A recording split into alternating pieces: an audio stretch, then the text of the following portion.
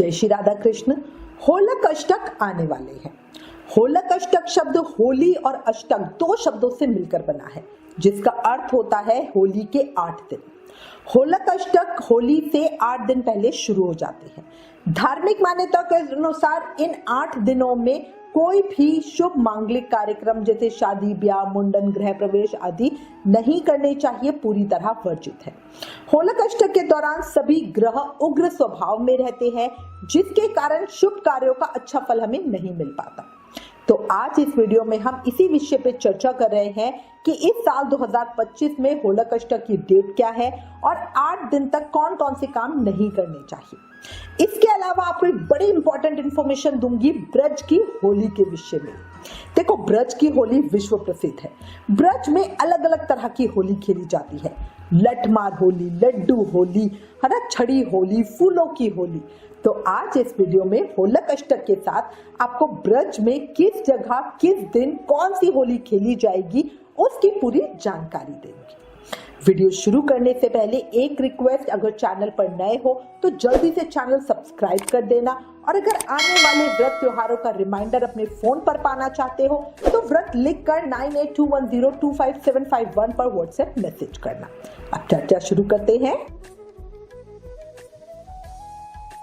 फागुन का महीना शुरू हो गया है। ये महीना बहुत आध्यात्मिक महत्व रखता है और कृष्ण प्रेमियों का बड़ा प्यारा है, क्योंकि ये भगवान शिव को भी समर्पित महीना है। फागुन हिंदी कैलेंडर का आखिरी महीना है। इसके बाद चैत्र आता है, जो हिंदू नववर्ष की शुरुआत करता है। इस अवधि में महाशिवरात्रि और होली जैसे प्रमुख हिंदू त्योहार आते हैं। होली से पहले 8 दिन की जो अवधि होती है, इसे होलक अष्टक के रूप में जाना जाता है। इसमें विशिष्ट धार्मिक मान्यताएं और प्रथाएं होती हैं। देखो, ऐसी मान्यता है कि होलक अष्टक के दौरान ग्रहों का स्वभाव बहुत उग्र होता है। इस दौरान कोई भी मांगलिक और शुभ कार्य नहीं करने चाहिए, उसका पूर्ण फल आपको बिल्कुल नहीं मिलेगा। इसलिए होलक अष्टक अवधि में विवाह, मुंडन, गृह प्रवेश, मकान, वाहन की खरीदारी आदि लोग नहीं करते हैं। होलक अष्टक को किसी भी नए कार्य या शुभ समारोह को करने के लिए अशुभ माना जाता है। हिंदू मान्यता के अनुसार इन 8 दिनों में ग्रहों की स्थिति अनुकूल नहीं होती है, जिससे जीवन की प्रमुख घटनाओं में बाधाएं आती है। इसलिए विवाह, गृह प्रवेश, समारोह, नामकरण, ये सब हमें शुभ कार्य इस समय में नहीं करने चाहिए। हालांकि इस अवधि का गहरा आध्यात्मिक महत्व भी है और इसमें पॉजिटिविटी और शांति बनाए रखने के लिए कुछ अनुष्ठान करने के लिए हमें कहा जाता है। अब सबसे पहले मैं आपको होलक अष्टक 2025 के विषय में बताती हूँ, ये कब प्रारंभ हो रहा है और समाप्त कब हो रहा है। तो देखो, हिंदू कैलेंडर के अनुसार 2025 में होलक अष्टक 7 मार्च से शुरू होंगे और होली से धुलेंडी से 1 दिन पहले 13 मार्च को, जिसको हम छोटी होली कहते हैं, उसमें समाप्त होंगे। ये अवधि होलिका दहन के साथ समाप्त होती है। एक अनुष्ठान जो नेगेटिविटी को खत्म करने और रंगों के आनंदमय त्योहार की शुरुआत का प्रतीक है, होलिका दहन। उसके साथ हमारे होलक अष्टक भी खत्म होते हैं। अब आपके मन में यह प्रश्न जरूर आएगा कि आखिर इस समय में हमें नए और शुभ काम करने को मना क्यों किया जा रहा है। तो देखो, होलक अष्टक के समय सभी ग्रहों का स्वभाव उग्र होता है। होलक अष्टक के दिनों में जो इन्वायरमेंट है उसमें नेगेटिविटी बहुत ज्यादा होती है, तभी इन्हें जले भुसे दिन कहा जाता है। ऐसे में शुभ काम करने के लिए ग्रहों की जो अच्छी स्थिति है वो हमें नहीं मिलती। उस समय ग्रहों की स्थिति अच्छी नहीं मानी जाती है और इसी वजह से इस दौरान शुभ कार्य करने के लिए मना किया जाता है। अष्टमी तिथि को चंद्रमा, नवमी को सूर्य, दशमी को शनि, एकादशी को शुक्र, द्वादशी को गुरु, त्रयोदशी को बुध, चतुर्दशी को मंगल और पूर्णिमा को राहु बहुत उग्र अवस्था में रहते हैं। हिंदू मान्यता के अनुसार अगर कोई व्यक्ति होलक अष्टक के दौरान कोई मांगलिक काम करता है तो उसे कई तरह की परेशानियां आती है या फिर वो काम अधूरा ही रह जाता है। साथ ही जीवन में बीमारी, कलेश और यहाँ तक कि अकाल मृत्यु का साया भी मंडराने लगता है। मतलब ये इतना बुरा समय होता है। अब मैं आपको बताती हूँ कि क्यों होलक अष्टक के दिन 8 ही होते हैं, 7 या 9 क्यों नहीं होते हैं। देखो, पौराणिक कथा के अनुसार होलिका दहन से 8 दिन पहले भगवान विष्णु के परम भक्त प्रहलाद को उनके पिता हिरण्यकश्यप ने बहुत प्रताड़ित किया था। प्रहलाद को श्रीहरि की भक्ति से दूर करने के लिए हिरण्यकश्यप ने 7 दिन तक उसे कई तरह की बहुत यातनाएं दी थी। 8वें दिन हिरण्यकश्यप की बहन होलिका ने अपनी गोद में बिठाकर प्रहलाद को भस्म करने की कोशिश की थी, लेकिन वो नाकाम हुई। देखो, कई लोग ये प्रश्न पूछते हैं कि क्यों शुभ काम नहीं करने चाहिए। तो देखो, कहा जाता है कि एक बार प्रेम के देवता कहे जाने वाले कामदेव ने भगवान शिव की तपस्या भंग कर दी थी। इससे रुष्ट होकर भगवान शिव ने कामदेव को फागुन की अष्टमी तिथि के दिन ही भस्म कर दिया था। इसके बाद कामदेव की पत्नी रति ने शिव की आराधना की और कामदेव को पुनः जीवित करने की प्रार्थना की, जिसके बाद शिव जी ने रति की प्रार्थना स्वीकार कर ली और महादेव के इस निर्णय के बाद जन साधारण ने हर्षोल्लास बनाया। होलिकाष्टक का अंत होलिका दहन के दिन ही हो गया। यही वजह है कि ये 8 दिन शुभ कार्यों के लिए वर्जित माने गए हैं। होलिकाष्टक के इन दिनों को जले फूके दिन कहा जाता है। इस समय में कोई भी शुभ काम नहीं करना चाहिए। अब क्या क्या है ये शुभ काम? तो देखो, होलिकाष्टक में कभी भी गृह प्रवेश, विवाह, मुंडन, नामकरण, सगाई, रोका, 16 संस्कार जो भी होते हैं, या फिर कोई भी शुभ काम नहीं करना चाहिए। होलिकाष्टक के 8 दिनों में बड़ा कार्य सिद्ध वाला हवन भी नहीं करवाना चाहिए, जैसे अश्वमेध यज्ञ या मूर्ति स्थापित हवन आदि। होलिकाष्टक में बहू और बेटी को घर से विदा नहीं करना चाहिए। होलिकाष्टक के बाद ही विदाई करें। होलिकाष्टक की अवधि में घर, गहने और वाहन की खरीदारी नहीं करनी चाहिए। होली से पहले 8 दिनों में शादी पक्की नहीं करनी चाहिए। इस समय नए मकान, वाहन, प्लॉट या दूसरी प्रॉपर्टी की खरीदारी से बचने की भी सलाह दी जाती है। होलिकाष्टक के समय कुछ भी खरीदना या बेचना शुभ नहीं माना जाता। होलिकाष्टक के दौरान नए घर का निर्माण काम भी शुरू नहीं कराना चाहिए।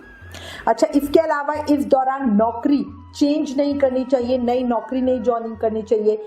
यदि नई नौकरी ज्वाइन करनी ही है तो उसे होलिकाष्टक के पहले या बाद में ही करें।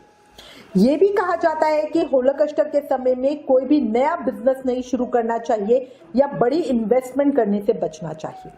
नए बिजनेस की शुरुआत के लिए ये समय अच्छा नहीं माना जाता। होलिकाष्टक में सोने या चांदी के आभूषण खरीदने से भी बचना चाहिए। आप होलिकाष्टक से पहले या बाद में इन्हें खरीद सकते हैं। अब देखो, ये तो मैंने बता दिया कि होलिकाष्टक में क्या क्या काम नहीं करना। अब चर्चा करते हैं कि होलिकाष्टक के समय में किन चीजों को करना अच्छा होता है। तो हनुमान चालीसा का पाठ करें। पवित्र श्लोकों का पाठ करने से घर में शांति, सुरक्षितता और पॉजिटिविटी आती है। इसके अलावा जरूरतमंदों को दान दे।